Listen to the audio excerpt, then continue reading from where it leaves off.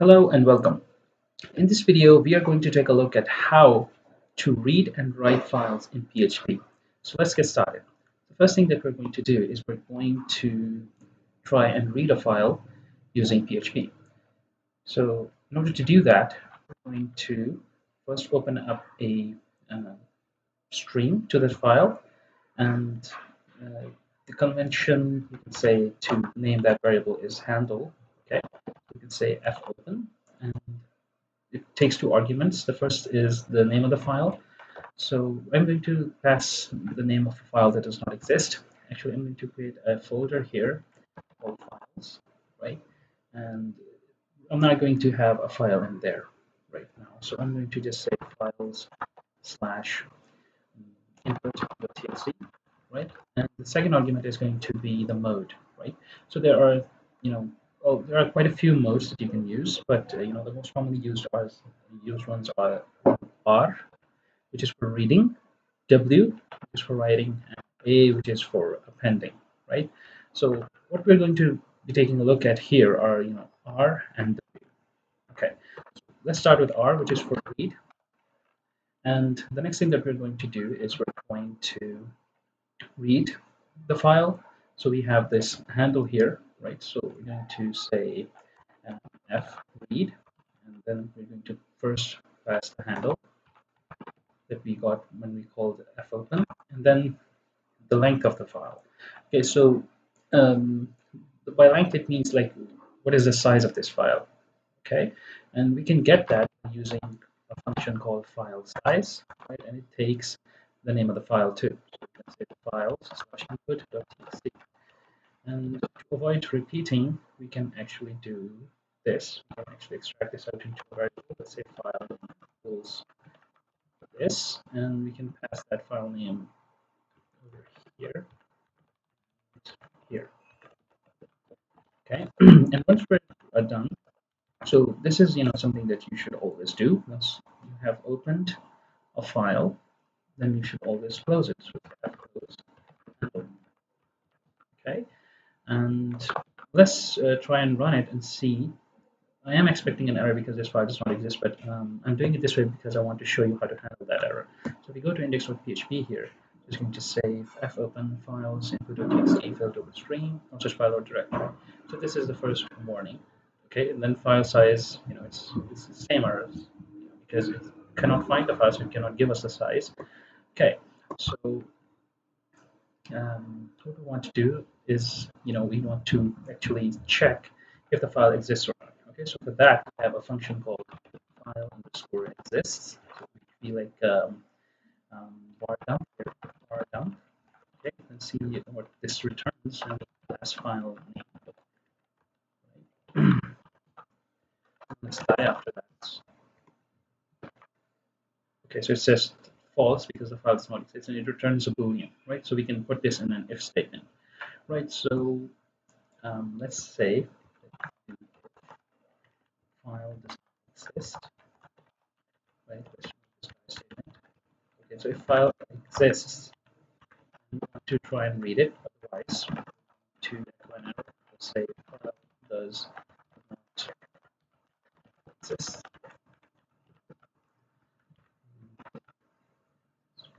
Okay, so it says file does not exist. Right now, let's go and create that file. So I'm going to create the file here and input.txt, and I'm going to put some content in here. Let's say hello there, how are you? Okay, so if you run it now, we don't get an error, but we are not getting anything else because we haven't done anything when we read it. So when you call fread, it actually returns you the content of the file. So this is the content, and then after we close it, we can actually echo it out. So if you refresh, now it reads the file, gets the content, and it prints it out. Okay, so this is how you read a file in PHP. Okay, so what we can do now is we can actually create a new class to make it more manageable, and to make this code more reusable. So what I'm going to do now is I'm going to create a new folder here and called libs, right? And let's create a new file here called file reader.php. And we need to create a class file reader. Okay, so it's going to have a property file name. This is where we're going to put the name of the file, and we're going to get this construct. Okay, and say this equals file name. So we're going to, when we create the instance, we're going to pass in the name of the file, and then we'll say function read. Okay, I'm just going to return the content of that file. Okay, so let's copy this and paste it in here. And let's replace all of the file with this property. So we check if the file exists or not. If it does, then we read it, and instead of echoing it out, let's return the content. And if it does not exist, let's throw an exception. So let's throw exception and say file, double quotes, and say file. And the name of the file is name does not exist. Okay, so this looks good. Now we can actually replace this, and we can say let's require. So we'll say this slash file reader.php. This file reader equals file reader, and we'll pass the file name inside the constructor. And then say file reader read, and let's try it out. Okay.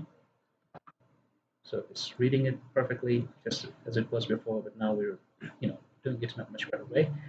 And if you like change the name of the file so that it doesn't exist, let's see, get the exception. Yes, this is perfectly good. We are getting the exception, and its messages does not exist. Now instead of this letting this exception go out as is, we can actually try do some exceptional handling. Right? So say exception E, and um, let's echo the message of the exception. Okay, now if I refresh, I get like a proper message, and if we like read the proper file, it's going to read the file and output the content. So this is working pretty good. So the next thing that we want to do is take a look at how to read a file, right?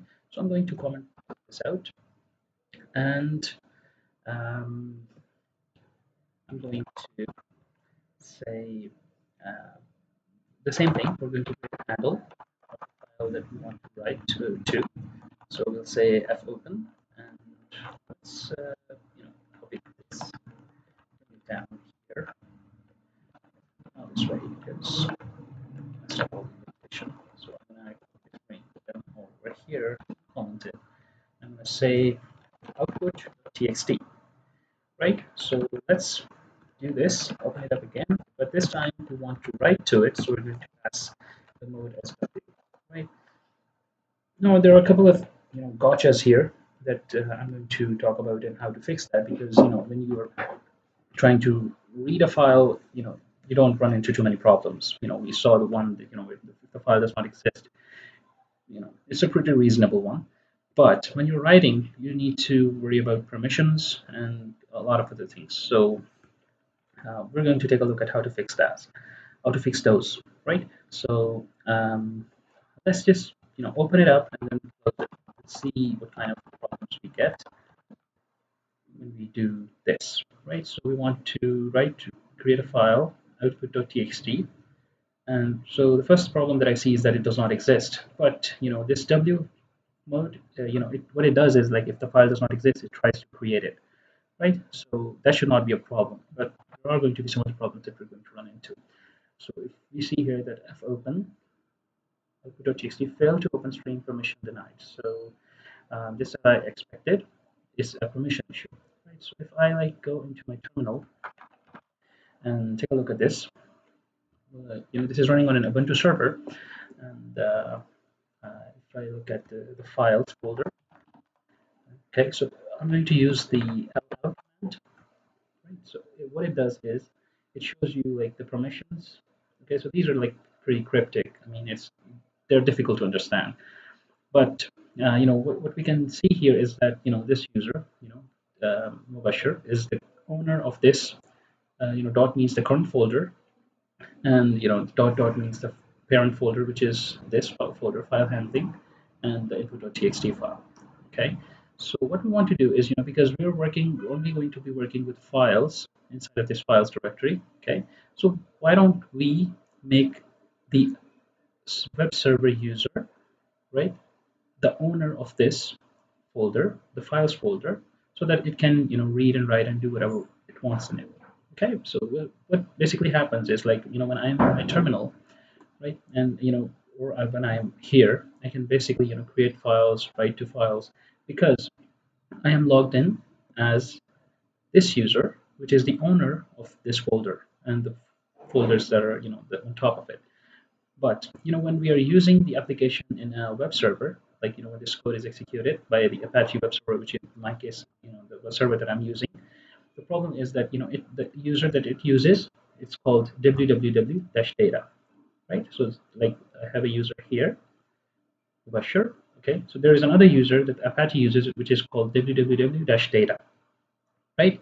So that user, when it tries to write a file inside a files folder, it does not work because it does not have permission, because the owner is this user, right? So what we want to do is we want to make the owner of this folder, this files folder, the www-data user, right? So if it doesn't make sense, let's do it, and then you will know what I'm talking about.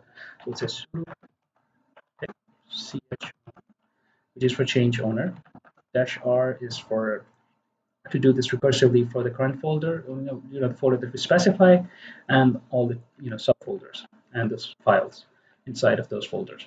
So we'll do this, and then we're going to specify the user group, the username, which are both www-data, and we're going to specify which folder we want to do it to. Okay, so we can either pass in this entire path here, or we can just pass dot, which means the current directory, and just run enter. Okay, and now if you do well, now it says that the current folder, the owner is www-data, and the input.txt files owner is also www-data. Okay, so now what we're trying to do should work, right? So I can prove that the owner has been changed, because if I like go in here and like if I make a change and try to save it, this VS Code is now giving me an exception, which is saying that permission denied, right? Because the owner has been changed. Now I cannot change it, but I don't need to change it, right? So uh, I want to use this, this application to allow the person using this application to be able to read and write files, right? So this is perfectly appropriate. So let's run this index.php file again and see what we get. Okay, so I think I misspelled a variable somewhere. Yeah, so let's try it again. Okay, and if I like go into files now, it should have an output.txt file, but we did not write anything to it, so it's empty. But it just tells us that the permissions that we changed worked. And now we can actually write to a file using the PHP. Okay, and this actually shows us how to like create a file, create an empty file, like a touch operation in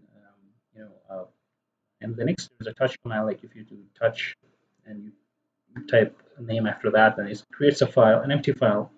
So this basically does this, right? So if you open and close it in write mode, then it's going to create a file. Okay, so now let's take a look at how we can actually do the writing. So in order to do that, we use the fwrite function. So it takes the handle and the message that you actually want to write. So let's build up a message here. So it's a message. This is the part where we writing PHP. Okay, so this is a sample string. Okay, so this is what we want to write to that file, right? So let's put this in here, and now it does have a length attribute. And what it basically does is, if you don't want to write the entire string, you can actually specify a number of characters that you want to write. Like if I say 5, so it's going to write this part. So let's try this first. Okay, so if I do this and go to output.txt, you see that there are 5 characters here. This 5 selected. Okay, now let's write in the entire file an entire message. So if I do this, if we don't specify, it's going to keep writing until it gets to the end of the file, end of the string. Sorry. So if I do this, now if I go to output.txt, perfect. So it wrote that message in here. So this is basically how you read and write. So now let's do the same thing that we did with reader and create a file called fwriter and do this part in there. Right. So I'm going to say new, say file writer PHP, and this file writer explain and constructor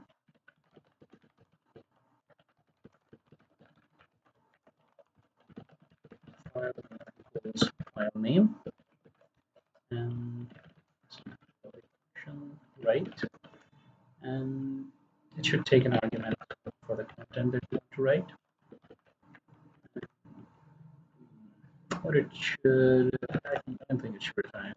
Well, when you do fwrite, it does give you like it does return a value, which is the number of bytes that were written to this file, and if we like echo it out, you can see it. So if you see this, there are 48, so which is basically I think the length of this string. So it says 48, right? So we can actually return it, but I don't think that like if you need to, you can actually put it here and you can return it. So what I'm going to do is I'm going to actually take this part, no, actually not that, but this, right? So let's put this here, and let's do anything with it, and this should write it. And now let's try and do it again. Let's remove this and require the file writer.